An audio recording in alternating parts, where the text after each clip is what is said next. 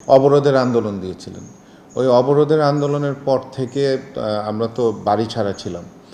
তো আমি অ্যারেস্ট হওয়ার আগে আমাদের বাসায় প্রতিনিয়ত অলমোস্ট এভরিডে আমাদের বাসায় পুলিশ বাহিনী সহ মানে আওয়ামী লীগের এরা প্রতিনিয়ত আমাদের বাড়িতে হানা দিয়েছে।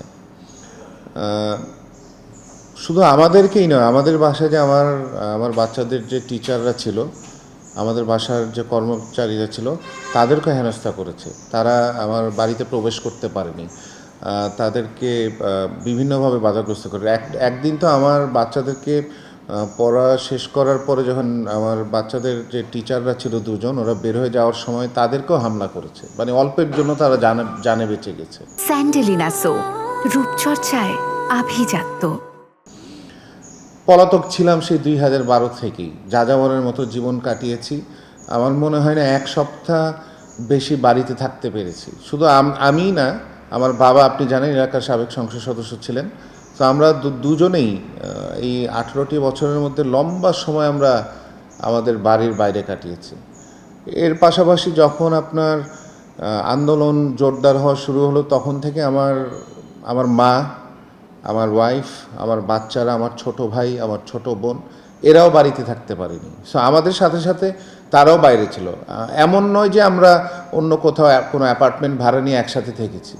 আমার মা যদি এক জায়গায় থেকেছে, আমার ছোট ভাই আরেক জায়গায়, আমার ছোট বোন আরেক জায়গায়, আমার ওয়াইফ এবং বাচ্চারা এক জায়গায়, আমার বাবা এক জায়গায়, আমি আরেক জায়গায়। আসলে আমাদের এই জীবনটা 18 বছর এইভাবেই চলে গেছে। আর নির্যাতনের মাত্রা আসলে বলতে গেলে কি, আপনার মামলা তো একটার পর একটা মামলা, মিথ্যা মামলা হয়েছে। প্রথমবার যখন অ্যারেস্ট হয়ে আমি প্রথমবার জেল খেটেছি 100 দিন। আমার সাথে আমার পরিবারে কাউকে দেখা করতে দেয়নি, বরঞ্চ আমরা জেলে কেমন আছি এই খবর নেওয়ার তাদের সুযোগ ছিল না। 2012 থেকে এটা চলেছে।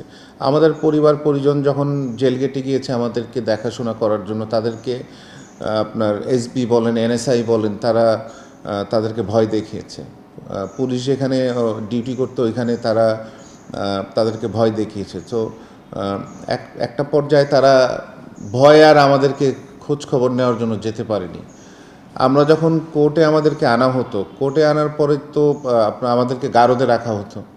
গারদ থেকে যে গেট থেকে বের হয়ে কোর্টে যাওয়া পর্যন্ত যে সময়টুকু, ঠিক সেই সময়টুকু, মানে হেঁটে সিঁড়ি দিয়ে উঠতে যতক্ষণ কোর্টে যেতে, সেই সময়টুকুই আমাদের পরিবার পরিজন, বন্ধুবান্ধব, আমার যে পলিটিক্যাল কলিগরা আছে, ওই সময়টুকুই তাদের সাথে আমাদের দেখা হতো, বা ওই অল্প সময় যতটুকু কথা তারা বলতে পারতো।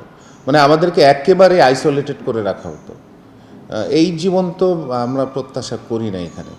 আমরা দেশের জন্য কাজ করি, দেশের মানুষের জন্য, যে মানুষের যে ভোটাধিকার ফিরিয়ে আনার জন্য যে আন্দোলন সংগ্রামে আমি, আমার বাবা, আমরা সব সময় সোচ্চার ছিলাম এবং দলের নির্দেশনা মেনে সব সময় কাজ করেছি।